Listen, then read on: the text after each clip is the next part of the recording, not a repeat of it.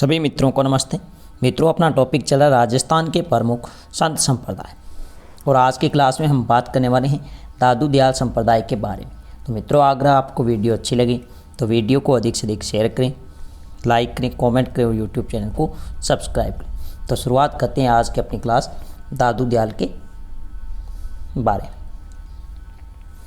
देखिएगा मित्रों, दादू दयाल संप्रदाय है। दादू दयाल संप्रदाय के जो संस्थापक है वो दादू दयाल है। दादू दयाल ने लगभग 1554 ईस्वी में दादू दयाल संप्रदाय की क्या करते हैं, स्थापना करते हैं। दादू दयाल जी है, इनका जन्म अगर आपसे पूछे तो अहमदाबाद गुजरात में 1544 में, अहमदाबाद गुजरात में 1544 में होता है। यहाँ से परीक्षा में प्रश्न पूछा जाता है, वेरी वेरी इंपॉर्टेंट है, जाति। तो मुख्यतः जाति है वो इनकी क्या रही है, धुनिया। वैसे अलग अलग विद्वानों के अलग अलग मत हैं। कुछ इनकी जाति मुसलमान मानते हैं, कुछ मोची मानते हैं, लेकिन मुख्यतः मानी जाती है वो कौन सी जाति है, धुनिया। इनका जो लालन पालन है वो नागर ब्राह्मण परिवार में होता है, यह भी आपको ध्यान रखना है। लेकिन वेरी वेरी इंपॉर्टेंट है इनका उपनाम राजस्थान का कबीर, बहुत ही महत्वपूर्ण है, परीक्षा में प्रश्न पूछा जाता है। दादू दयाल है, इनकी कर्म भूमि आपको ध्यान रखना है राजस्थान। इनके गुरु का नाम अगर आपसे पूछे तो बूढ़न या ब्रह्मानंद जी, बूढ़न या ब्रह्मानंद जी। दादू दयाल है, इनका जो सत्संग स्थल है उसको क्या कहते हैं, तो ध्यान रखना उसे क्या कहते हैं, अलख दरीबा। अलख दरीबा दादू दयाल के सत्संग स्थल को क्या कहते हैं, तो ध्यान रखना अलख दरीबा, अलख दरीबा। दादू दयाल संप्रदाय में अनुयायियों के लिए निवास स्थान को क्या कहते हैं, तो ध्यान रखना दादू द्वारे कहते हैं। क्या कहते हैं, दादू द्वारे कहते हैं, दादू द्वारे, यह भी आपको ध्यान रखना है। दादू जी की सर्वप्रथम जीवनी लिखी, तो यह भी बहुत ही महत्वपूर्ण है कि दादू दयाल की सर्वप्रथम या सबसे पहले जीवनी लिखी, तो यह आपको ध्यान रखना है जन गोपाल ने। किसने लिखी थी, जन गोपाल ने दादू जी की सर्वप्रथम क्या लिखी, जीवनी। नेक्स्ट मित्रों ध्यान रखना, ये जो दादू दयाल संप्रदाय है इसमें भगवा वस्त्र पहनते हैं। जो अनुयायी है वो कैसे वस्त्र पहनते हैं, भगवा वस्त्र पहनते हैं, ये भी आपको ध्यान रखना। इनका जो अभिवादन है मुख्य रूप से, तो ये भी आपको ध्यान रखना है, अभिवादन। अभिवादन के रूप में ये क्या कहते हैं, सतराम। क्या कहते हैं, सतराम। जब भी इनको कोई व्यक्ति मिलता तो उनको सतराम कहकर उनका क्या करते, अभिवादन करते हैं, सतराम। एक इनमें मुख्य विशेषता आपको ध्यान रखनी है कि मृत शव को जंगल में छोड़ने की प्रथा है। यह भी बहुत ही महत्वपूर्ण है कि किस संत संप्रदाय में मृत शव को जंगल में छोड़ने की प्रथा है, तो दादू दयाल संप्रदाय। दादू पंथी हमेशा अविवाहित रहती है। यह भी अपने आप में बहुत ही महत्वपूर्ण प्रश्न है कि किस संत संप्रदाय के अनुयायी है या पंथी है वो कैसे रहते हैं, अविवाहित, तो दादू दयाल। नेक्स्ट मित्रों आपको ध्यान रखना है, दादू दयाल ने प्रथम उपदेश, दादू दयाल ने जो प्रथम उपदेश है वो कहाँ दिया था, तो आपको ध्यान रखना है कहाँ दिया था, सांबर में दिया था। और यह जो सांबर है ये अपने जयपुर ग्रामीण में पड़ता, वर्तमान में जयपुर ग्रामीण में। सांबर वर्तमान में जयपुर ग्रामीण जिले में है और यहाँ पर दादू दयाल ने प्रथम उपदेश दिया था लगभग 1568 ईस्वी में, 1568 ईस्वी। ये भी आपको ध्यान रखना है, वेरी वेरी इंपॉर्टेंट है कि दादू दयाल ने सर्वप्रथम उपदेश दिया तो सांबर में, और सांबर कहाँ पर है, जयपुर ग्रामीण में। कब दिया, 1568 ईस्वी। ये जो दादू दयाल है इन्होंने अपना अंतिम समय वह मुख्य पीठ, वो भी आपको ध्यान रखना है, अंतिम समय कहाँ बिताया था, तो ध्यान रखना नरेना, नरेना या इसी को कहा जाता है नारायणा, नारायणा। और ये वर्तमान में अपने कहाँ हैं, तो दूदू जिले में है। ये किस जिले में है, तो वर्तमान में दूदू जिले में, पहले जयपुर जिले में आता था लेकिन वर्तमान में दूदू जिले में। यहाँ पर दादू दयाल है वो 1602 ईस्वी में लगभग आए थे, 1602 ईस्वी में आए थे। और यहाँ नरेना नारायणा नामक स्थान है, यहाँ पर एक बैराण की पहाड़ी है, बैराण की पहाड़ी जिसे कहते हैं दादू खोल गुफा, जहाँ पर इनकी क्या हो जाती है, लगभग 1603 ईस्वी में मृत्यु हो जाती है। 1603 ईस्वी में क्या हो जाती है, मृत्यु हो जाती है। तो मुख्य पीठ है, ये प्रश्न यहाँ से पूछा जाता है, वेरी वेरी इंपॉर्टेंट। दादू दयाल संप्रदाय की मुख्य पीठ तो नरेना नारायण, वर्तमान दूदू जिले। यहाँ पर लगभग 1602 में दादू दयाल आए थे। और यहाँ पर एक बैराण की पहाड़ी है जिसे कहते हैं दादू खोल गुफा, यहाँ पर 1603 में इनकी क्या हो जाती है, मृत्यु हो जाती है। एक बार बार परीक्षा में प्रश्न पूछा जाता है, वेरी वेरी इंपॉर्टेंट है। दादू दयाल ने अपने ग्रंथों की रचना की, तो दादू दयाल ने अपने ग्रंथों की जो रचना की थी वो ढूढ़ाड़ी भाषा में की थी। किस भाषा में, ढूढ़ाड़ी भाषा में की थी। ये वेरी वेरी इंपॉर्टेंट है, कई बार परीक्षा में यहाँ से प्रश्न पूछा गया कि दादू दयाल संप्रदाय में अपने ग्रंथों की रचना किस भाषा में की। तो दादू दयाल जी है, इन्होंने ढूढ़ाड़ी भाषा में अपने ग्रंथों की क्या की, रचना की। इनके प्रमुख ग्रंथ की अगर हम बात करें तो दादू जी वाणी है, कायावली है, हरड़े वाणी है, लेकिन इंपॉर्टेंट है कायावली, यह आपको अच्छे से ध्यान रखना है। कायावली सबसे इंपॉर्टेंट है।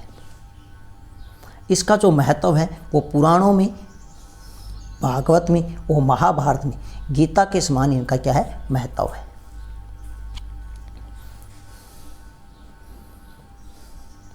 नेक्स्ट मित्रों, अगर हम बात करें तो दादू दयाल है, इनकी 1585 में फतेहपुर सीकरी यात्रा के दौरान अकबर से भेंट हुई।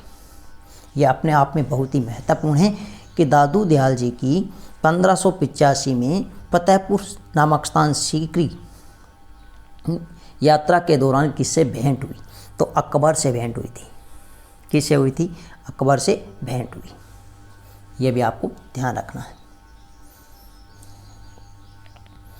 अब यह भी आपको ध्यान रखना है, आमेर के राजा मान सिंह के समकालीन थे। तो दादू दयाल किसके समकालीन थे, तो आमेर के राजा है मान सिंह, उनके समकालीन थे। यह भी आपको ध्यान रखना है।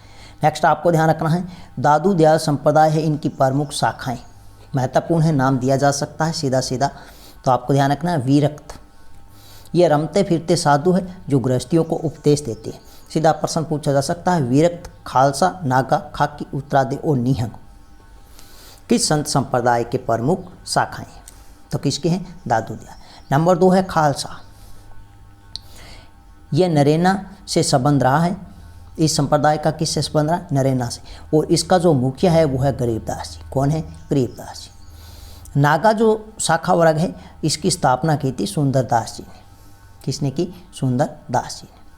ये भी आपको ध्यान, ये शरीर पर क्या लगाते थे, भस्म लगाते थे। एक आती है खाकी, खाकी शरीर पर क्या लगाते हैं, भस्म लगाते हैं। खाकी शरीर पर क्या लगाते हैं, भस्म लगाते हैं। जबकि जो नागा शाखा है इसमें साधु हथियार रखते थे। इनके आतंक से जनता परेशान हो गई, तो स्वाई जय सिंह ने एक नियम बनाकर हथियार रखने पर इन पर क्या लगा दी, पाबंदी। तो नागा साधु वर्ग है, इसमें आपको ध्यान रखना है, हथियार रखते थे। साधु क्या रखते थे, हथियार रखते थे, जिसके आतंक से जनता क्या हो जाती थी, परेशान। इसलिए स्वाई जय सिंह ने एक नियम बनाकर हथियार रखने पर क्या लगा दिया, प्रतिबंध। जबकि खाकी शाखा है, इसमें क्या लगाते हैं, शरीर पर भस्म लगाते हैं। भस्म मतलब राख। एक है उत्तरादेय स्थानधारी, इसके संस्थापक है वो बनवारी दास जी माने जाते हैं। कौन माने जाते हैं, बनवारी दास जी, जो राजपूताने को उत्तर की ओर चले गए, मतलब राजस्थान के उत्तर की ओर चले गए, इसलिए इसका नाम है उत्तरादेय या स्थानधारी। एक आती है शाखा निहंग, जो घुमंतु साधु थे, उसे कहते हैं निहंग। नेक्स्ट मित्रों, अगर हम बात करें दादू दयाल जी के प्रमुख शिष्य, वेरी वेरी इंपॉर्टेंट है, सीधा प्रश्न आ जाता है परीक्षा में। कुल कितने शिष्य थे, 152। तो दादू दयाल के कुल कितने शिष्य थे, 152। ये आपको ध्यान रखना है। अब 152 है, इसमें से अगर आपसे पूछे 100 है वो एकांतवासी है। कैसे है, एकांतवासी है।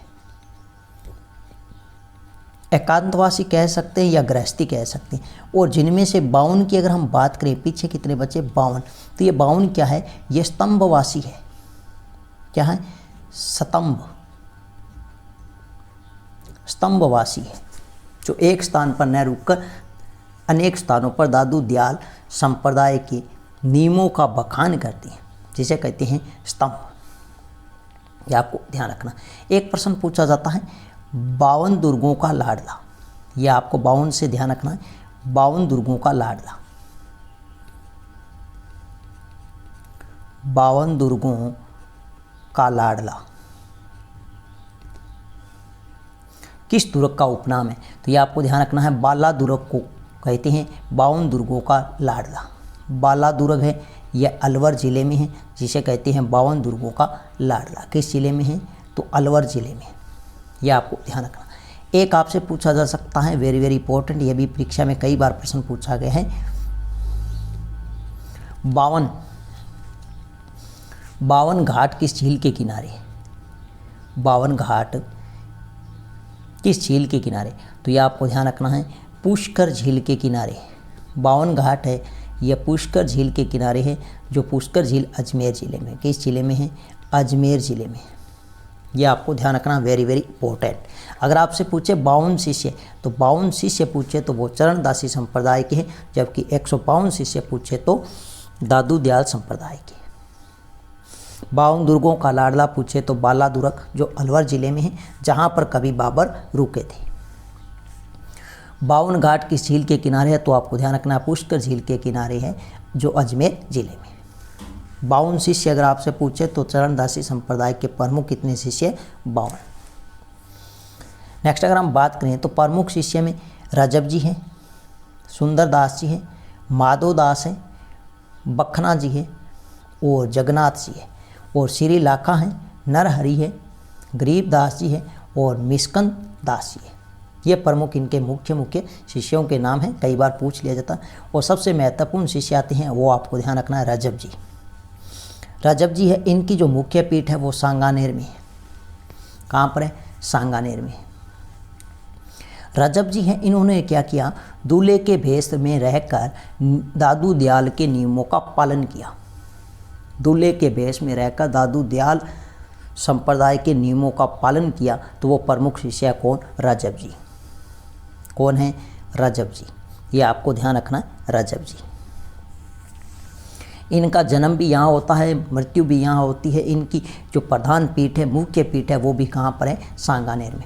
इनका एक ग्रंथ है, वो आपको ध्यान रखना है, ग्रंथ का नाम है सर्वंगी। ग्रंथ कौन सा है, तो सर्वंगी ग्रंथ है, वो रजब जी का प्रमुख ग्रंथ है। नेक्स्ट हम बात करें सुंदरदास जी। तो सुंदरदास जी हैं, इन्होंने क्या किया, दादू दयाल जी की मृत्यु के बाद अपनी आंखें बंद कर ली और आजीवन नहीं खोली। यह भी बहुत ही महत्वपूर्ण प्रश्न है कि दादू दयाल जी के किस शिष्य ने दादू दयाल जी की मृत्यु के बाद अपनी आंखें बंद कर ली, जो आजीवन नहीं खोली, तो वो कौन है, सुंदरदास जी। वो कौन है, सुंदरदास जी। और इनका जन्म होता है दौसा जिले में। किस जिले में होता है, दौसा जिले में। इनका उपनाम है राजस्थान का जो दूसरा शंकराचार्य, इसे कहते हैं दूसरा शंकराचार्य। इनकी अगर हम रचना की बात करें,